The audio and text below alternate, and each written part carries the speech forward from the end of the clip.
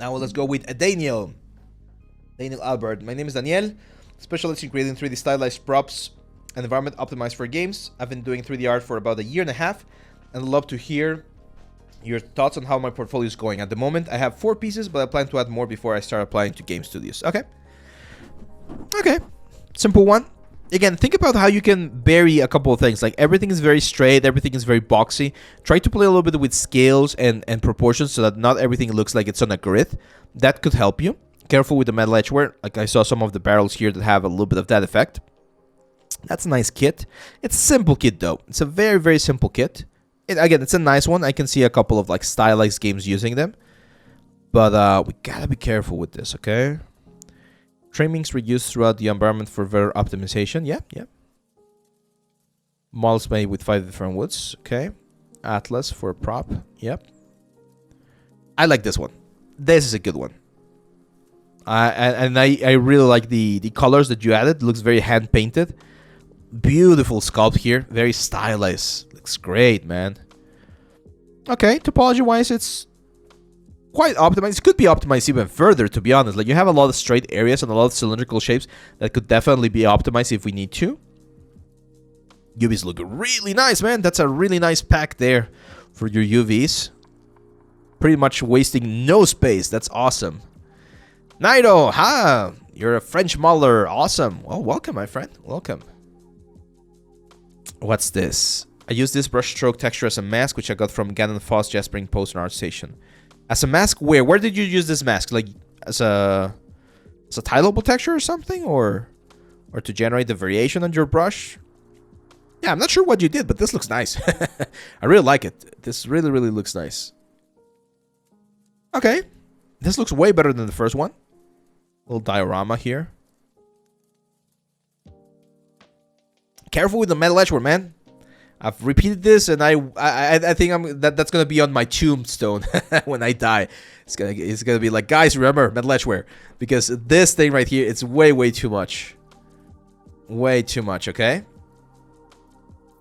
Yes, Murphy. The portfolio review is for free, but we opened the spots earlier in the week, and then you guys submit on the Discord channel, and then we close the submission. So even though it's free, we have limited spots. Otherwise, it would take forever. So yeah, just be careful with your metal edgeware, man, because these are good pieces, and I like the stylized look of this island. Yeah, excellent way to utilize this kit. And then we have this one. So it seems to me like you're doing this sort of like hand-painted style as well, which is fine. Piltover engine. You might want to take a look into 3D code. A lot of this stuff is usually done in 3D code to really get it. Because like this metal shine that we see right there, that looks very PBR. It doesn't look hand-painted. That kind of stuff, they paint it. They literally paint that kind of like elements into the... Oh, this one's very nice. I like that one. A little piece of advice. If you have multiple props, try to have both of them here. Like, you can have a small scene with both of them at the same time. That like looks a lot better, because if I hadn't scrolled down, I would have missed this one. Or do a separate like a post with this one right here. This one looks very nice. But again, let me show you here. This is something that we've talked about before. When you're doing hand-painted stuff, you want to play with variation. You don't want to have the exact same level of like damage and detail everywhere. So we can play with a little bit of this. And you can start your base mesh in the... what's the word?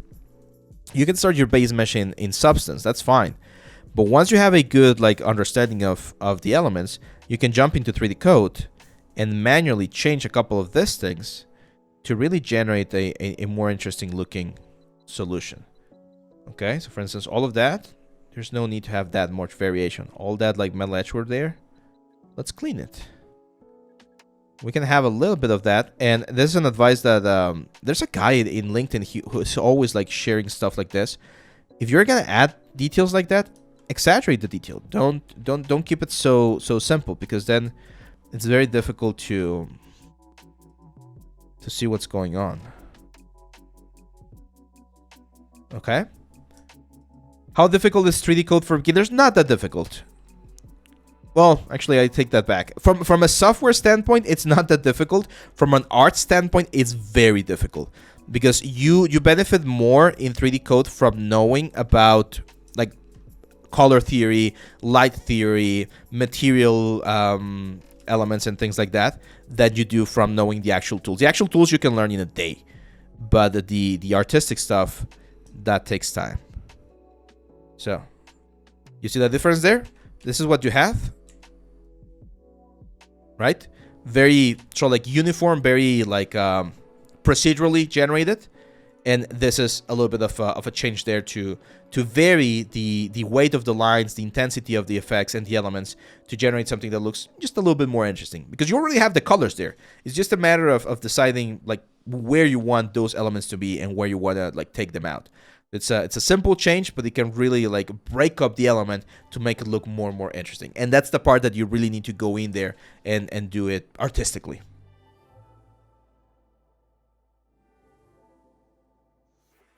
Why not do it like that if it's stylized? What do you mean, Casey? Like, why not keep it like, just because it becomes very boring. When you have something that's so uniform, our brain just sort of like, what's the word? It kind of like drops out and it's like, oh, we have damage everywhere. That's it. I'm not even gonna pay attention to the damage because it's everywhere. So it's kind of like a brain thing that we want to break, so that he goes like, oh, there's a little bit of damage there, and then there's a little bit of damage there, and then we have more damage over here, and we keep our brain entertained in like looking and analyzing and finding that damage.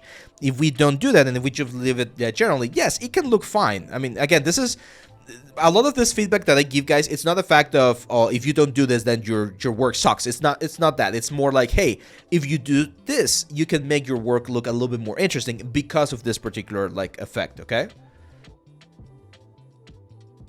3D code texturing ain't it. Subpainter all the way. I really like Substance Painter for PBR stuff, Matisse, but for hand painted, I've tried it and it just doesn't work for me. So I prefer to do hand painted with what's the word? With 3D code. If I'm going into rigging, do I need to use my own models for my demo rig, or you can use other person's model? I would actually recommend that you do that, because that way both people benefit from that. Do you think I should remove the first environment made in Unity? Yeah, I think so, Daniel. I think so. Yeah. Like, this one is not as strong as this guy right here, and as the little island and this guys. So I will probably remove it. Maybe not now, but if you get like 1 or 2 more pieces in your portfolio, at that point you can probably remove it. Yeah. Cool. Hope that helps. Oh, Mari is really good, Draculix. It's really, really freaking good. But the problem with Mari is that it's usually used for movies and commercials. I don't do that as much. I do more games. So that's why I don't use it as much. But it's really, really freaking good.